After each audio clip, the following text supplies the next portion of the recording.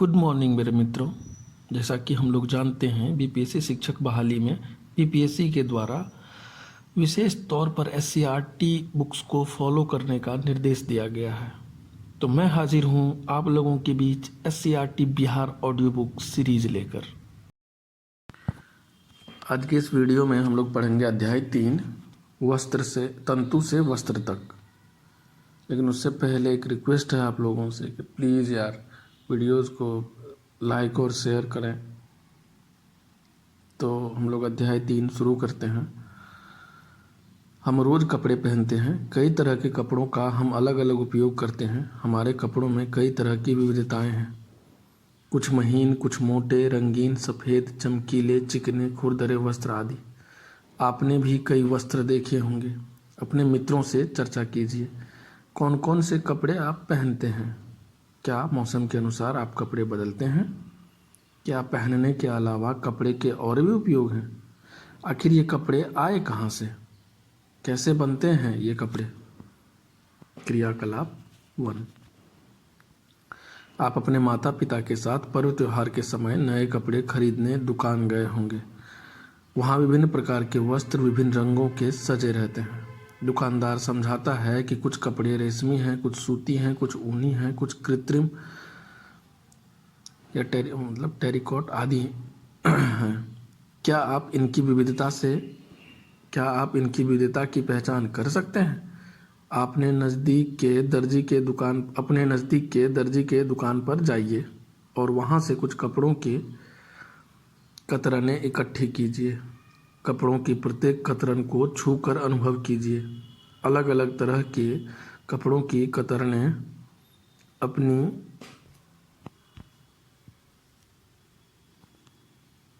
Copy में चिपकाइए तथा अपने मित्र दर्जी या माता पिता की सहायता से कपड़े का प्रकार भी लिखिए, जैसे सूती, ऊनी, रेशमी, पॉलिस्टर, टेरिकॉट आदि। आपने स्वेटर बनाते हुए अपने आसपास किसी को देखा होगा। स्वेटर बनाने की प्रक्रिया को ध्यान से देखें। स्वेटर एक धागे की बुनाई कर बनाया जाता है। एक सूती कपड़ा लीजिए, इसके एक सिरे पर कोई ढीला धागा या तागा ढूंढने का प्रयास कीजिए और इसे बाहर खींचिए। धागा दिखाई न दे तो पिन से भी निकाल सकते हैं।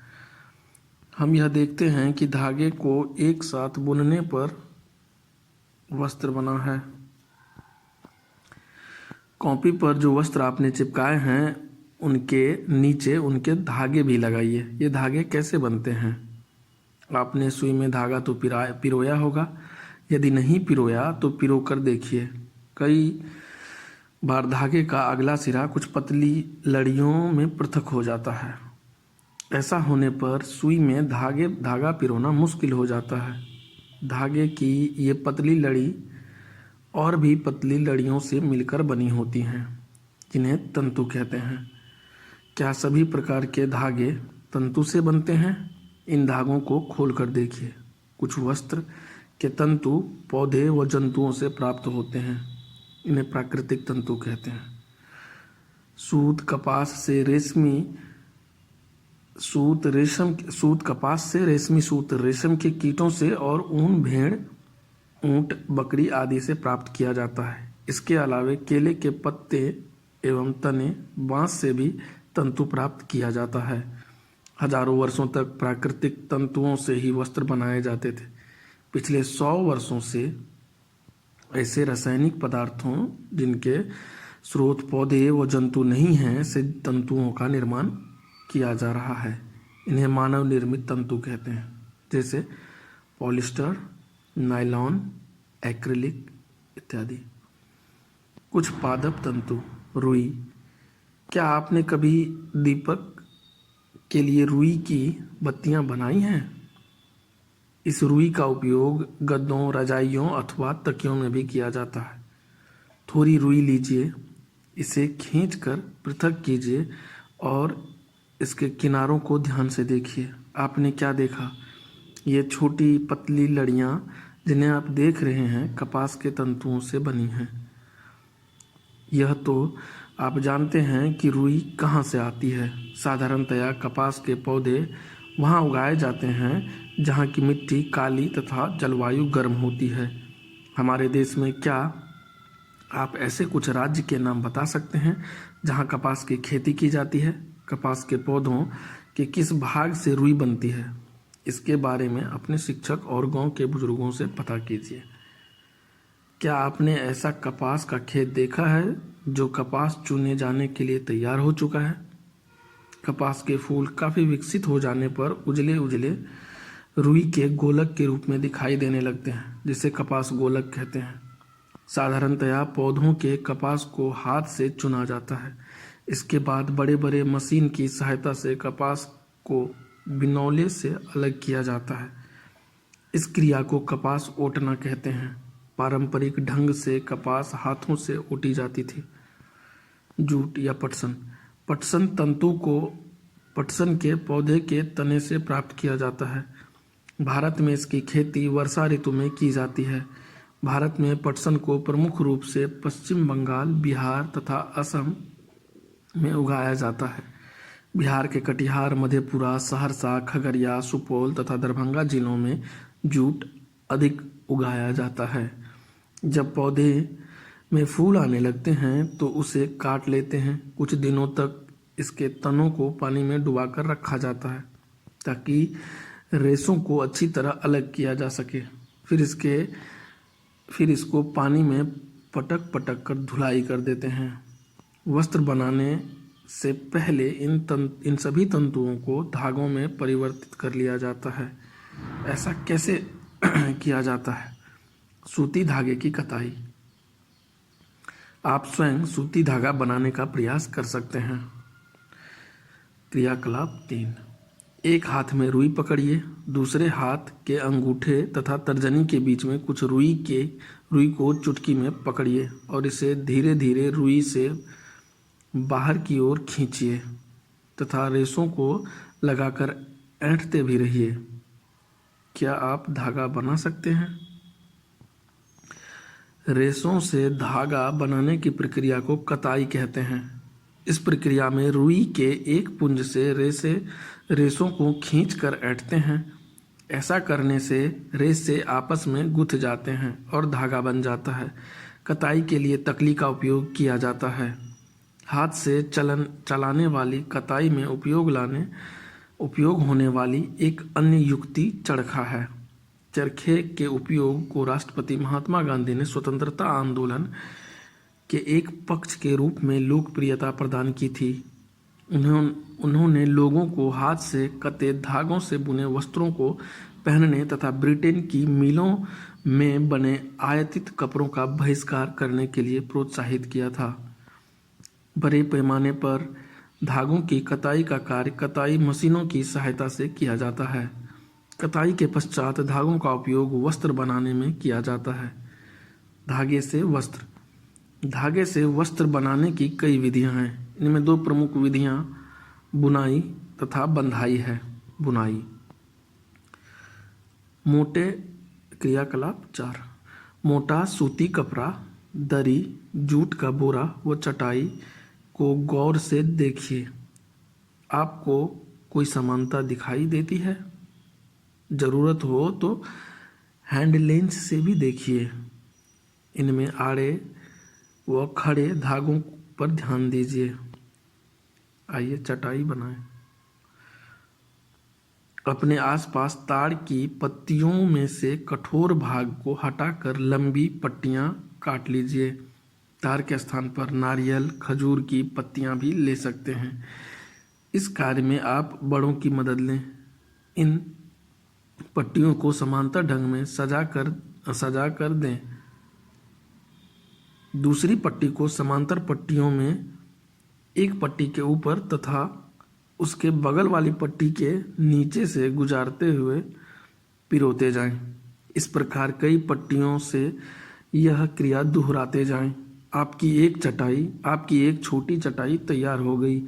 इस प्रकार आप कागज की पट्टियां बनाकर कागज की भी चटाई बना सकते हैं। जिस ढंग से आपने चटाई बुनी, लगभग उसी ढंग से धागों के 2 सेटों को बुनकर वस्त्र बुने जाते हैं। धागे वास्तव में तार या कागज की पट्टियों की तुलना में बहुत पतले होते हैं। वस्त्रों की बुनाई करघों पर की जाती है। करघे या तो हाथों से चलने वाले होते हैं अथवा मशीनों से चलने वाले। बंधाई। क्या आपने कभी स्वेटर बुनते हुए देखा है? बंधाई में किसी एकल धागे का उपयोग वस्त्र बनाने में किया जाता है। आपने कभी किसी फटे हुए स्वेटर से धागे खींचकर देखा है? जब ऐसा करते हैं तो क्या होता है? वह धागा लगातार खिंचता चला जाता है तथा वस्त्र उधड़ता जाता है। मोजे और बहुत से ऐसे वस्त्र बंधाई द्वारा बनाए जाते हैं। बंधाई हाथों से तथा मशीनों द्वारा भी की जाती है। बुनाई तथा बंधाई का उपयोग अलग अलग तरह के वस्त्रों के निर्माण में किया जाता है। इन कपड़ों से पहनने के अलग अलग वस्त्र तैयार किए जाते हैं। वस्त्रों का इतिहास। आपने कभी सोचा है कि प्राचीन काल में लोग पहनने के लिए किस सामग्री का उपयोग किया करते थे? वस्त्रों के विषय में प्रमाणों से ऐसा प्रतीत होता है कि प्रारंभ में लोग वृक्षों की छाल, बड़ी बड़ी पत्तियां अथवा जंतुओं के चमड़े से अपने शरीर को ढकते थे। कृषि के विकास के साथ समुदाय में रहना शुरू करने के बाद लोगों ने पतली पतली टहनियों तथा घास को बुनकर चटाइयाँ तथा टोकरी बनाना सीखा। लताओं, जंतुओं के ऊन तथा बालों को आपस में ऐंठन देकर लंबी लड़ियाँ बनाई जाती थी। इनको बुनकर वस्त्र तैयार किए जाते थे। पुराने ज़माने में भारतवासी रुई से बने वस्त्र पहनते थे। पुराने ज़माने में लोगों को सिलाई करना नहीं आता था। उस समय लोग अपने शरीर के विभिन्न भागों को वस्त्रों से ढक लेते थे। वे शरीर को ढकने के लिए कई तरीकों का उपयोग करते थे। सिलाई की सुई के आविष्कार के साथ लोगों ने कपड़ों की सिलाई करके पहनने के वस्त्र तैयार किए। इस आविष्कार के पश्चात सिले कपड़ों में बहुत सी विभिन्नताएं आ गईं। परंतु क्या यह आश्चर्यजनक बात नहीं है कि आज भी साड़ी, धोती, लुंगी, गमछा, चादर, शाल, दुपट्टा व पगड़ी का बिना सिले वस्त्र के रूप में उपयोग किया जाता है?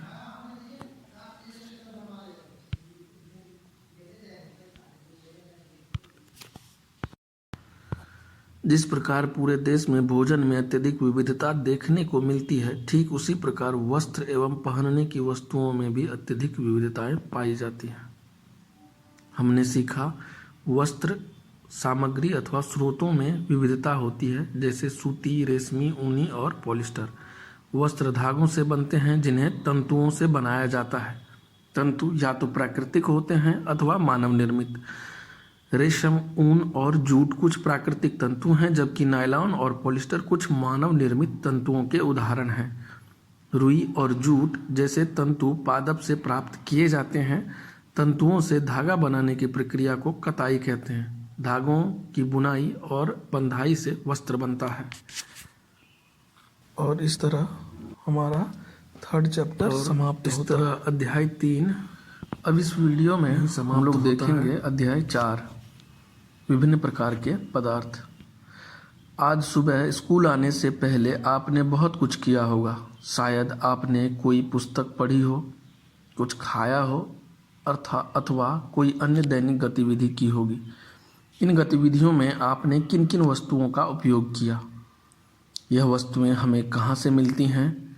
क्या प्रकृति में यह इन्हीं रूपों में पाई जाती है? क्या हम इन्हें बनाते हैं? अगर हम इन्हें बनाते हैं तो किन वस्तुओं से? आपका क्रिकेट बैट लकड़ी का ही था? गेंद किस पदार्थ से बनी होती है? प्रयोग में लाई गई वस्तुओं को तालिका में अंकित करें। प्रत्येक वस्तु किन किन पदार्थ की बनी है उनको भी तालिका 4.1 में भरें। आसपास की 10 अन्य वस्तुओं को भी तालिका में शामिल करें। यह है क्रियाकलाप 1। क्या आप सभी वस्तुओं के पदार्थ लिख पाए? आपके शिक्षक, मित्र और अभिभावकों से विचार विमर्श कीजिए। अब है क्रियाकलाप 2, जिसमें कि है आप पाएंगे कुछ वस्तुएं धातु से बनी हैं, कुछ प्लास्टिक से। तालिका 4.1 में भरी जानकारी की मदद से तालिका 4.2 भरी है। अब इसमें जो तालिका बनी है उसमें है वस्तु किससे बनी है और वस्तु, ठीक है। 4.2 में हमने इस आधार पर समूहीकरण किया कि वस्तुएं किस पदार्थ की बनी हैं। इस क्रम में आई वस्तुओं में कम से कम एक गुण समान है। जो क्रमांक 2 में आई सभी वस्तुएं प्लास्टिक की बनी हैं। पदार्थ के गुण। कठोरता। पदार्थों को सूची में दिए गए गुणों के आधार पर बनाएं। इन्हें दबाने की कोशिश करें। कौन से पदार्थ आसानी से दब रहे हैं, अब इन पदार्थों को खरोचें। तालिका बनाकर समूह बनाएं कि कौन सा पदार्थ आसानी से दबता है और कौन सा खुरचता है। क्या इनमें से कुछ पदार्थ ऐसे हैं जिनमें दोनों गुण विद्यमान हैं। अब 4.3 का जो तालिका है उसमें पदार्थ का एक कॉलम में पदार्थ का नाम लिखना है। उसके बाद है एक कॉलम जिसमें लिखा जा सकता है, खरोंचा जा सकता है, और दूसरा कॉलम है दबाया जा सकता है। क्या जो पदार्थ दब रहा है उसे खरोंचना भी आसान है। वो पदार्थ जो आसानी से दबाए अथवा खरोचे जा सकते हैं कोमल पदार्थ। जिन पदार्थों को दबाना कठिन है वे कठोर पदार्थ कहलाते हैं। बताएं रुई, स्पंज और लकड़ी कठोर है या कोमल। चमक। क्रियाकलाप 3। विभिन्न पदार्थों गत्ता, लकड़ी, तांबे का तार, एल्युमिनियम की पन्नी और चौक के छोटे छोटे टुकड़े एकत्र कीजिए। क्या इनमें से कोई चमकीला दिखाई पड़ता है। चमकीले पदार्थों को एक समूह में पृथक कीजिए। क्या आप इन पदार्थों में से इसी प्रकार की कोई चमक देखते हैं। पदार्थों की सतह को रेगमाल से रगड़कर यह देख सकते हैं कि वे चमकने वाले हैं अथवा नहीं। पदार्थ जिनमें इस प्रकार की चमक होती है वे प्रायः धातु होते हैं। लोहा, तांबा, एल्युमिनियम तथा सोना धातुओं के उदाहरण हैं। कुछ धातुएं बहुधा अपनी चमक खो देती हैं। ऐसा उन पर वायु तथा नमी की अभिक्रिया के कारण होता है। इसलिए हमें केवल ताजे, कटे या रगड़कर साफ की सतहों पर ही चमक दिखाई देती है। घुलनशीलता। क्रियाकलाप 4। आवश्यक सामग्री कांच के 4 गिलास, चम्मच, शक्कर, रेत, नमक व चौक का चूर्ण। कांच के 4 गिलास लें तथा प्रत्येक को 3/4 जल से भरें। इन गिलासों में क्रमशः एक एक चम्मच शक्कर, रेत, नमक व चौक चूर्ण डालकर चम्मच से हिलाएं। अब इन्हें स्थिर छोड़ दें। 5 मिनट बाद इन गिलासों का ध्यानपूर्वक अवलोकन करें। यही क्रियाकलाप अन्य पदार्थों के साथ कर तालिका 4.4 में अंकित करें। ये 4.4 तालिका बनी हुई है, उसमें है पदार्थ का नाम, एक तरफ शक्कर, रेत, नमक, चौक, और फिर दूसरे कॉलम में है घुलता है या नहीं घुलता है, वो नोट करना है। आप यह पाएंगे कि कुछ पदार्थ जल में पूर्णतः विलीन हो गए अर्थात घुल गए हैं। हम यह कहते हैं कि ये पदार्थ जल में विलेय अथवा घुलनशील हैं, जबकि कुछ अन्य पदार्थ जल में नहीं घुलते हैं। ये पदार्थ जल में अविलेय अर्थात अघुलनशील हैं। जल में कई पदार्थों को घोलने की क्षमता होती है। जल को इस स्थिति में घोलक या विलायक कहेंगे। क्या जल के अलावा अन्य कोई पदार्थ घोलक हो सकता है, अर्थात जिसमें किसी पदार्थ को घोला जा सकता है, उसे हम लोग घोलक या फिर विलायक कहते हैं। आपके हाथ में कालिक, पेंट या अलकतरा लग जाता है तो इसे आप किससे साफ करते हैं। शिक्षक से चर्चा करें। आपके हाथ में तैलीय, पेंट या अलकतरा लग जाता है तो इसे आप केरोसिन तेल से साफ करते हैं। केरोसिन तेल आपके हाथ में लगे अलकतरा को क्या करता है। बहुत से पदार्थ जल में घुलनशील हैं, इसलिए हमारे शरीर की प्रक्रियाओं में इसकी महत्वपूर्ण भूमिका है। कितना घुला। कुछ पदार्थ ऐसे भी होते हैं जो ठंडे पानी में कम घुलते हैं पर गर्म पानी में ज़्यादा घुलते हैं। आधी कटोरी पानी लीजिए, इसमें आधा चम्मच चीनी डालिए और चम्मच से मिलाइए। घुलने पर आधी चम्मच चीनी फिर डालिए और मिलाइए। क्या चीनी घुली। ऐसा तब तक करें जब तक चीनी पानी में घुलती रहे। नहीं घुलने पर पानी को गर्म कीजिए तथा अवलोकन कीजिए। आप देखेंगे कि पेंदी में पड़ी चीनी घुल जाती है। क्या घुलनशील पदार्थों के साथ अन्य घुलनशील पदार्थों के साथ भी यह प्रक्रिया कीजिए और तालिका 4.5 में अंकित कीजिए। तालिका 4.5 जो बना हुआ उसमें है पदार्थ एक कॉलम है ठंडे पानी में और दूसरा कॉलम है गर्म करने पर घुले। तालिका 4.5 से आपको पता लगता है कि पानी की निश्चित मात्रा में किसी पदार्थ की अधिकतम कितनी मात्रा घुल सकती है। इस पदार्थ को इसे पदार्थ की घुलनशीलता कहते हैं और इन घोलों को संतृप्त घोल कहते हैं। गर्म करने पर किसी घोल अर्थात विलयन में घुले पदार्थ को घुलने की क्षमता बढ़ जाती है बढ़ जाती है। कुछ गैसें भी जल में घुलनशील हैं अर्थात गर्म करने पर गैस की घुलनशीलता घट जाती है। कुछ गैसें भी जल में घुलनशील हैं परंतु गर्म करने पर गैसों की घुलनशीलता घट जाती है। गर्म करने पर क्या होता है? किसी संतृप्त घोल में अधिक पदार्थ घोलना हो तो आप क्या करेंगे? घोल को गर्म करके देखिए। नमक के संतृप्त घोल को गर्म कीजिए और उसमें आधा चम्मच नमक और डालिए। क्या यह घुला? पुनः गर्म कीजिए और नमक डालिए। क्या हुआ? क्रियाकलाप 6। सिरका, नींबू का रस, सरसों का तेल अथवा नारियल का तेल, मिट्टी का तेल अथवा अन्य किसी द्रव के नमूने एकत्र कीजिए। कांच का एक गिलास लीजिए, इसके आधे भाग को जल से भरिए। अब इसमें कुछ चम्मच भरकर कोई द्रव मिलाइए और भली भांति हिलाइए। इसे 5 मिनट के लिए छोड़ दीजिए। अवलोकन कीजिए कि क्या यह द्रव जल के साथ मिश्रित हो जाता है। जितने अधिक अन्य द्रव आपको उपलब्ध हो सके उन सभी के साथ इस प्रयोग को दोहराइए। अपने अवलोकनों को तालिका 4.6 में लिखिए। हम देखते हैं कि कुछ द्रव जल में पूर्णतः मिश्रित हो जाते हैं, कुछ अन्य द्रव जल में मिश्रित नहीं होते हैं और कुछ समय तक ऐसे ही छोड़ देने पर अपनी पृथक परत बना लेते हैं। कुछ सामान्य द्रवों की जल में घुलनशीलता। सारणी 4.6।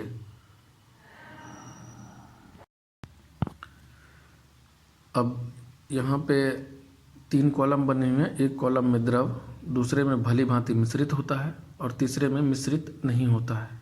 द्रव वाले कॉलम में सिरका, नींबू का रस, सरसों का तेल, नारियल का तेल, केरोसिन आदि लिखा हुआ है और सिरका के सामने वाले में लिखा हुआ है भली भांति मिश्रित होता है। तो मतलब ऐसे कि जल के साथ कौन सा मिश्रित होता है और कौन नहीं मिश्रित होता है उसी को इस कॉलम में भरना है।